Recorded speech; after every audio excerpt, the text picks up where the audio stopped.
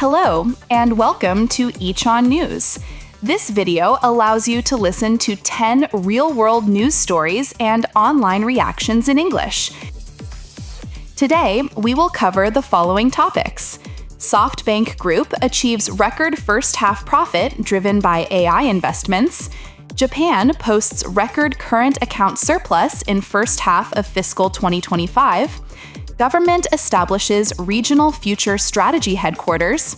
National Diet Library reports unauthorized access incident.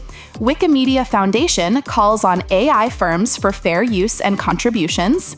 Netflix to open first Netflix House experiential venues. Sapporo's Maruyama Park completely closed after frequent bear sightings. La France juice from a faucet event delights visitors in Tendo City. Poke Park Kanto to open at Yomiuri Land in 2026. Yoshinobu Yamamoto undecided on 2026 WBC participation. First, I will present 10 real news stories in English. I will then introduce excerpts from message boards and social media in Japan and abroad that show online reactions to the news. At the end of the video, I will explain key phrases used in the news with example sentences. Now, let's get started. Our first topic is SoftBank Group achieves record first-half profit driven by AI investments. SoftBank Group Corp. has announced a record-breaking financial performance for the first half of the 2025 fiscal year. For the 6 months from April to September, the company's consolidated net profit reached an all-time high of 2.924 trillion yen. This figure represents a significant 2.9-fold increase compared to the same period last year. The primary driver behind this remarkable growth was the strong performance of its investments in artificial intelligence. The SoftBank Vision Fund business was particularly successful, posting an investment profit of 2.8093 trillion yen in the July to September quarter alone. A major contributor to this profit was the increase in the fair value of its investment in the US-based company OpenAI. Chief Financial Officer Yoshimitsu Goto explained that the total fair value of unlisted shares, including prominent AI firms like OpenAI, rose to $56 billion. This is an $11 billion increase from the end of June. Looking ahead, SoftBank plans to make a further investment of $22.5 billion into OpenAI in December through its Vision Fund 2. To secure funds for these strategic AI investments, the group sold its entire stake in NVIDIA in October for $5.83 billion, which is approximately 899 billion yen. Furthermore, to broaden its investor base, SoftBank Group announced a 4-for-1 stock split effective December 31st. As of November 10th, the company's net asset value stood at 36.2 trillion yen, underscoring its strong financial position as it continues to focus on the rapidly growing AI sector. Regarding this news, here's what people are saying online. So Sun is betting everything on AI. Selling NVIDIA might have been too soon, but going all in on OpenAI is such a gambler's move. Wonder if this will be a huge win or a total disaster. They sold NVIDIA to go all in on OpenAI. Seriously, diamond hands. Let's see if this rocket goes to the moon rocket. In the end, Sun's vision was right all along. I was worried for a while, but he's made a full comeback on the AI wave. Still, relying on one single bet is scary as always. The stock split is just to lure in retail investors. A classic move. But you can't argue with the numbers. The AI bubble is real, and SBG is surfing it. I'm getting serious FOMO. Selling NVIDIA to buy more AAI. That's some next-level conviction. Could be the trade of the century or a massive L. No in between. The next topic is Japan posts record current account surplus in first half of fiscal 2025. Japan's Ministry of Finance has announced that the nation's current account surplus for the first half of fiscal year 2025, covering the period from April to September, reached an unprecedented 17.5128 trillion yen. This figure represents a 14.1% increase compared to the same period last year and is the largest surplus recorded for any half-year period since comparable data became available in 1985. The significant growth was primarily driven by two key factors: a decrease in the value of imports due to lower crude oil prices and a substantial increase in investment income from overseas. The country's trade balance shifted to a surplus of 49.4 billion yen, marking the first time it has been in the black in 4 years. This turnaround was supported by a 0.6% rise in exports, led by strong performance in semiconductor manufacturing equipment, while imports fell by 3.8% due to declining energy costs. Furthermore, the primary income surplus, which includes earnings like dividends from overseas subsidiaries, also hit a record high for a half-year period, totaling 22.2758 trillion yen. Adding to the positive economic data, the travel surplus expanded significantly to 3.3112 trillion yen, boosted by a strong recovery in the number of foreign tourists visiting Japan. Regarding this news, here's what people are saying online. Surplus? Lol. My salary isn't going up, so it feels like a different world.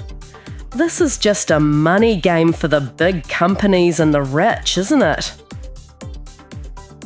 Whoa, seriously? Japan is still a beast. Maybe this will finally shut up the Japan is over crowd for a bit. Let's ride this wave. The breakdown shows it's mostly due to investment income, right? So we're not earning it through manufacturing, but through assets. It's a bit of a hollow victory. Feels like we're just an investor nation now. The number of foreign tourists is insane. Good for the economy, I guess, but public transport is hell. We've become a nation built on tourism. Mixed feelings. Record high surplus to yen is still weak to prices are still high. Got it. This combo is getting old. When do the common people get a win? The next topic is Government establishes Regional Future Strategy Headquarters. The Japanese government approved the establishment of the Regional Future Strategy Headquarters in a cabinet meeting on November 11th. This new body will serve as the command center for regional revitalization. Prime Minister Sanai Takaichi will lead the headquarters as its chief. Chief Cabinet Secretary Minoru Titara and Minister for Regional Revitalization Hitoshi Kiyuchi will serve as deputy chiefs, with all cabinet ministers participating as members. While continuing existing regional revitalization efforts, the headquarters will place a stronger emphasis on economic policies. Key focus areas include increasing the added value of local industries, expanding sales channels, and promoting the formation of industrial clusters. The government aims to stimulate local economies by supporting these initiatives. The headquarters is scheduled to hold its first meeting soon to begin discussions on concrete strategies and action plans. This move signals the administration's commitment to addressing regional economic challenges and ensuring balanced national development. Regarding this news, here's what people are saying online. Another day, another pointless council. It even has future and strategy in the name. This is a classic case of just making a new box to look busy. Taxpayer money go brrr. Is this just a name change from the last administration's thing? It feels like they're just playing musical chairs with the signs. I won't get my hopes up until I see some real results, not just press conferences. All cabinet members are participating? That sounds like a recipe for a ship with too many captains. They'll probably spend all their time arguing and nothing'll get done. Classic.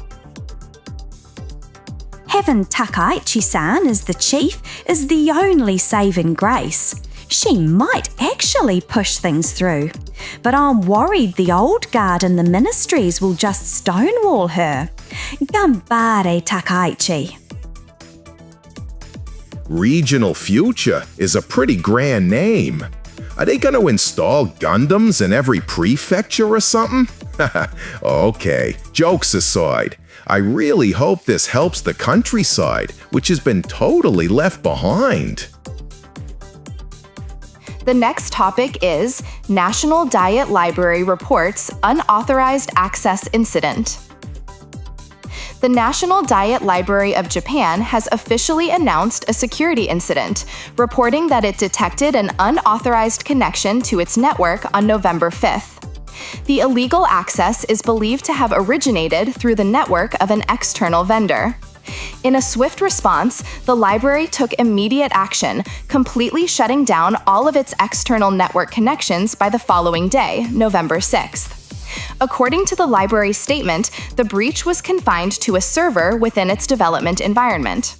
The library has warned that sensitive information, including server configuration details, system development information, and some user data such as names and the titles of printed materials, may have been compromised. Reassuringly, the library stated that there is currently no evidence to suggest that the intruders gained access to the main production environment, which houses the library's vast digital collection and bibliographic data. The security of this core archive appears to be intact. The National Diet Library is now conducting a detailed investigation to determine the full scope of the intrusion and has committed to strengthening its security protocols to prevent any future recurrence. Regarding this news, here's what people are saying online. Outsourcing to a subcontractor who then outsources to another subcontractor. It's like a never-ending Russian dole of vulnerabilities. The fact that it was just the development environment is a small relief. But man, my trust is shaken. Gotta be more careful with my data. Seriously? Even the National Diet Library, the fortress of knowledge, gets hacked. The internet is a scary place, man. If my borrowing history of super niche materials gets leaked, I might die of embarrassment. Please tell me that's safe. This is a classic example of a supply chain attack. They real need to tighten up their vendor management, for real. The next topic is Wikimedia Foundation calls on AI firms for fair use and contributions. The Wikimedia Foundation, the nonprofit organization that operates the popular online encyclopedia Wikipedia, released an important statement on November 10th. The statement is directed at large-scale users of its content, particularly artificial intelligence, AI companies. The foundation is calling for these major users to utilize its content fairly and to contribute financially to support its mission. The foundation outlined two specific requests for AI firms. First, it insists on clear and proper attribution.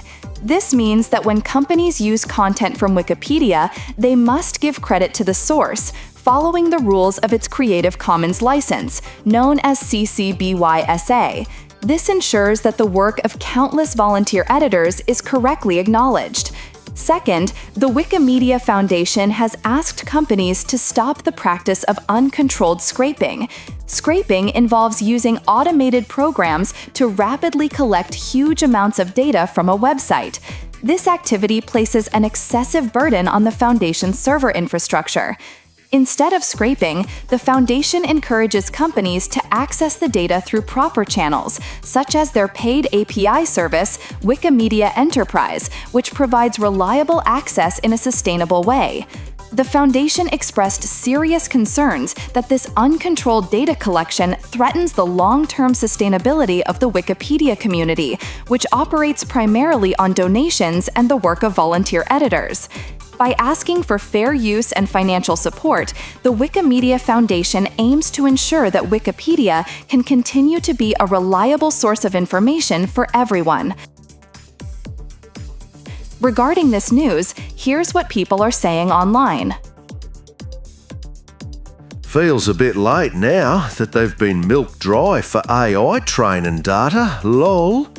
They say for our community, all nice and pretty, but it just means stop free riding and pay up. I mean, it's their right though. This is a totally reasonable demand.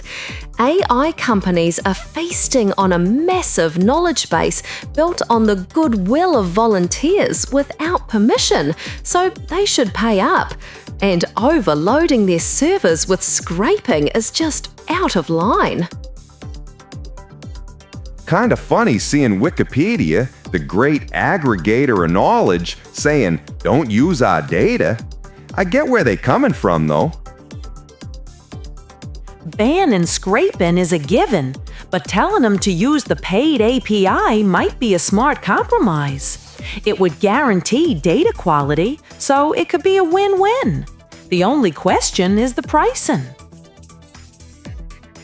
If this goes through, is the future one where all info online comes with a "No AI training" sign? Seems like that would stall AI's evolution. It's a tricky problem. The next topic is Netflix to open first Netflix House experiential venues. Netflix is launching its first ever permanent experiential entertainment venues called Netflix House, with 2 locations opening in the United States. The first will open on November 12th in the King of Prussia Mall in Philadelphia, and the second will follow on December 11th at the Galleria Dallas in Dallas. Each venue is over 100,000 square feet, offering fans a new way to engage with their favorite shows and movies. These facilities are designed to be immersive entertainment destinations. Visitors can step into the worlds of popular series like Bridgerton, Stranger Things, and Squid Game. Attractions will include interactive games, virtual reality, VR, and themed mini-golf courses. While entry into the main area of Netflix House is free, tickets for specific experiences will be available for purchase, with prices expected to range from approximately $15 to $39.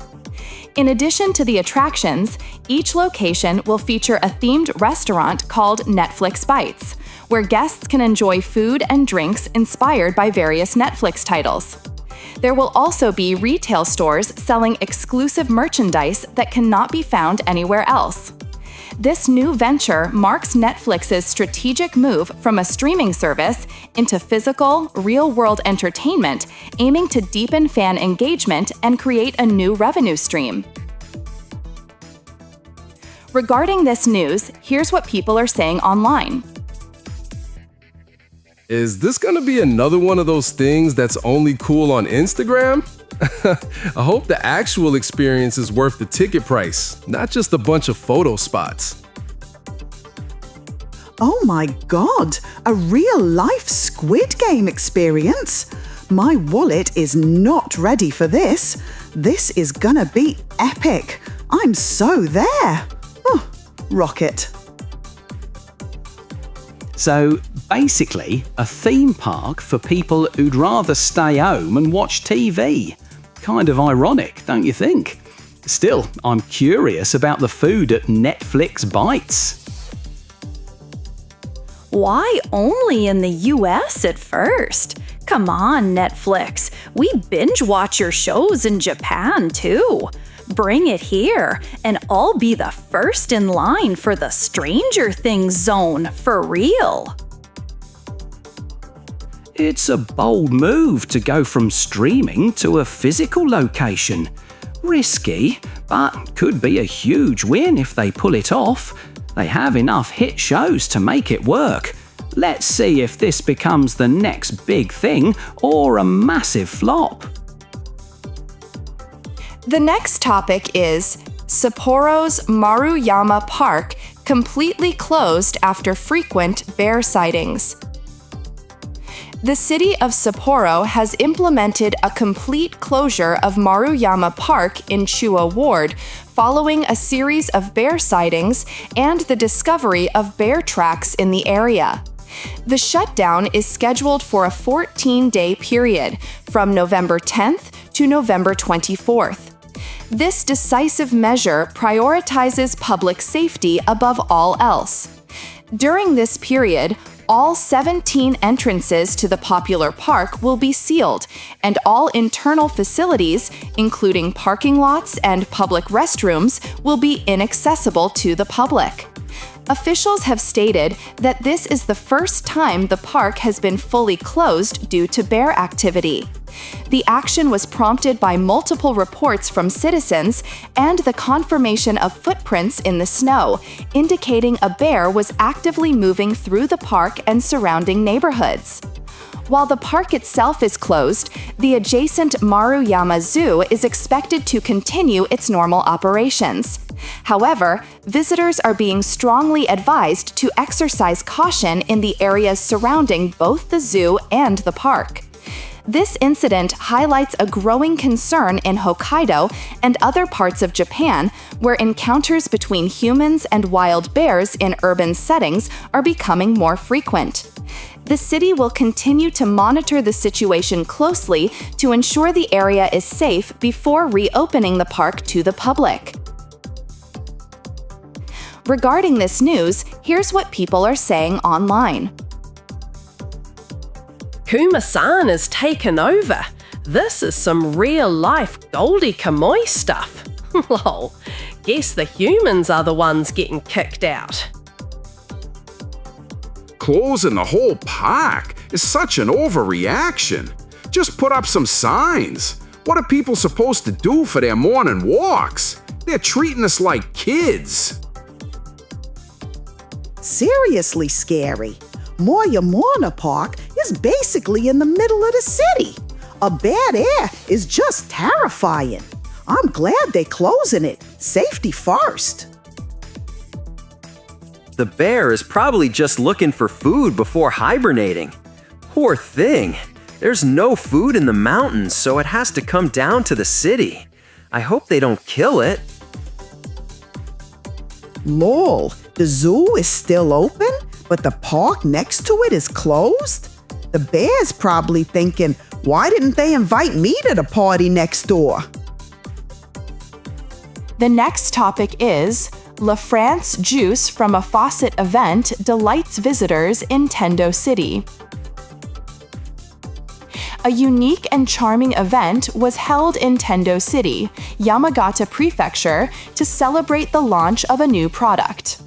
On November 11th, a special promotion titled La France Juice from a Faucet took place at Sun Pure, a direct sales market located next to the Michino-eki Tendo Onsen.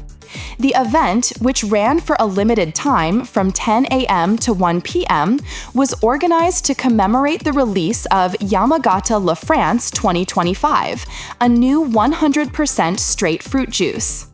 This creative idea of dispensing fresh juice from a faucet captured the public's imagination, attracting a large number of visitors to the venue. The free tasting event was a great success, effectively promoting the delicious flavor of the La France pear, which is a famous specialty of the region. Attendees enjoyed the rich aroma and sweet taste of the freshly made juice. In addition to the event, visitors could explore the Tento La France factory located inside the Sun Pier facility. This shop offers a wide variety of other products made from the local pear, including popular items like rich gelato and freshly baked pies. The event highlighted the region's dedication to its agricultural products and provided a memorable experience for both locals and tourists. Regarding this news, here's what people are saying online. This is the kind of pointless but amazing thing I love Japan for. I'm so there. The faucet wars have begun. Ehime has Meccan, but Yamagata has La France. An age of turmoil is upon us. Oh. Wait, for real? Is this an infinite gotcha full of France juice? My stomach is ready. As a Yamagata native, this makes me ridiculously happy. We're not just about cherries, you know. Go Yamagata! All I can think about is how sticky the area around the faucet is gonna be. Lol. The next topic is Poke Park Kanto to open at Yomiuri Land in 2026.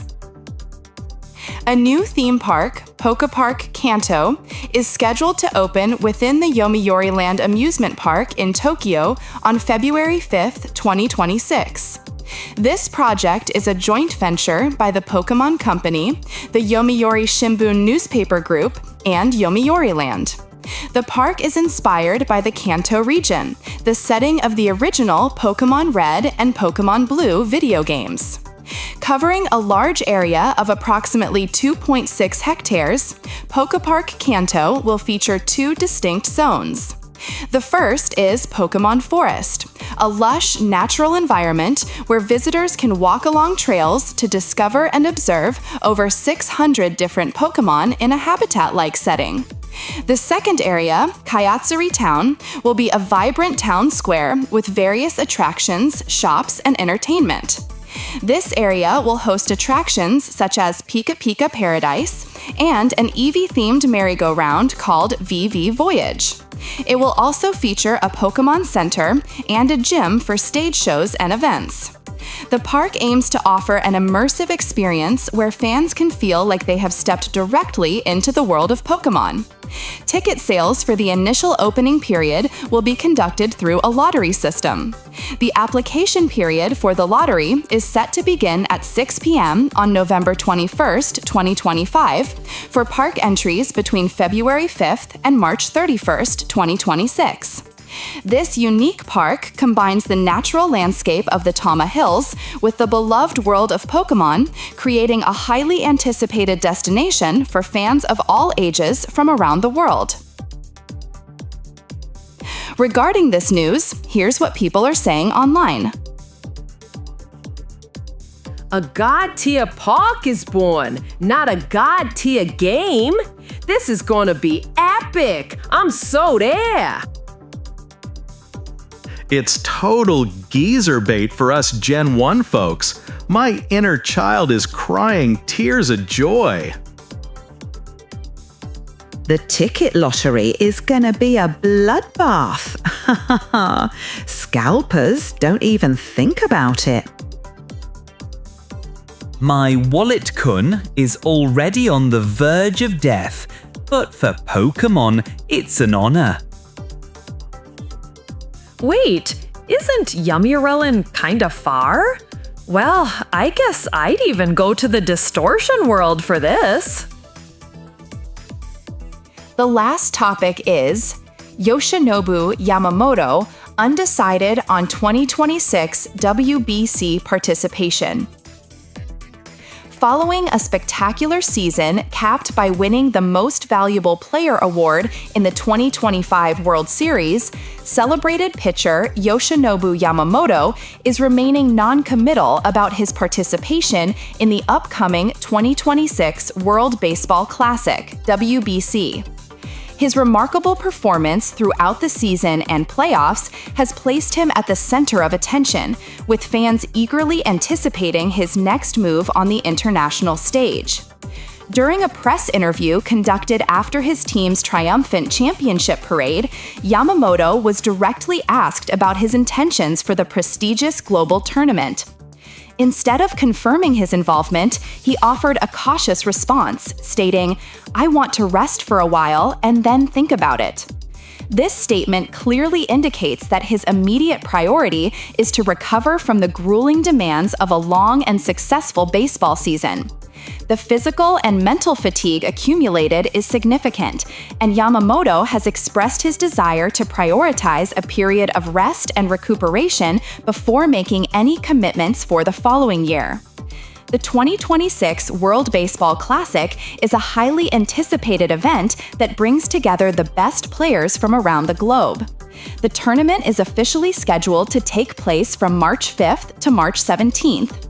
For this edition, the games will be co-hosted by 4 major cities, creating a truly international spectacle: Tokyo, Japan, Houston, Texas, San Juan, Puerto Rico, and Miami, Florida. As one of Japan's premier pitchers and a newly crowned World Series MVP, Yamamoto's decision is being closely watched by fans and officials alike. His presence on the national team would undoubtedly provide a significant boost to Japan's prospects of defending its title. However, his comments also highlight the growing awareness of player health and the importance of managing workload to ensure long-term career success.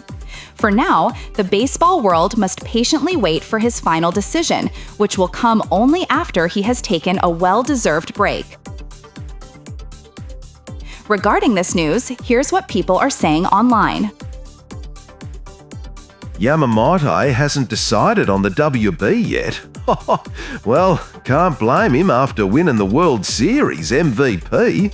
Take a good rest, my dude. Of course, that's the right call. He pitched a full season in the majors, including the postseason. It would be a disaster if he pushed himself for the WBC and got injured. The team wouldn't allow it anyway. Sad news. Yamamoto is hesitant about the WBC. This is the pattern of him not playing. Japan's ace is gone. Dude, just pitched a whole season and won the World Series MVP. Let the man rest. His health is the priority. We want to see him pitch for a long time. This is the noble refusal pattern, isn't it? He's definitely not playing. It's a shame, but it can't be helped. Otsukari-sama. Before we go, let's review the key phrases from today's news that you can use. The primary driver behind. The primary driver behind the company's success was its innovative marketing strategy. Unprecedented. The company achieved unprecedented growth in the last quarter. Serve as. This new software will serve as a powerful tool for data analysis. Be confined to. The damage from the fire was confined to the second floor of the building. Place a burden on. The new regulations could place a heavy financial burden on small businesses. Create a new revenue stream. The company is looking for ways to create a new revenue stream through online services. Prioritize above all else. In an emergency, you should prioritize your safety above all else. Capture one's imagination. The story of the young inventor captured the imagination of the entire nation. Offer an immersive experience. The new virtual reality game offers an immersive experience unlike any other. Remain non-committal about. The politician remained non-committal about whether he would run for president. That's all for today's eChan News. Thank you for practicing with us today. What do you think about the news? Let us know your thoughts in the comments below.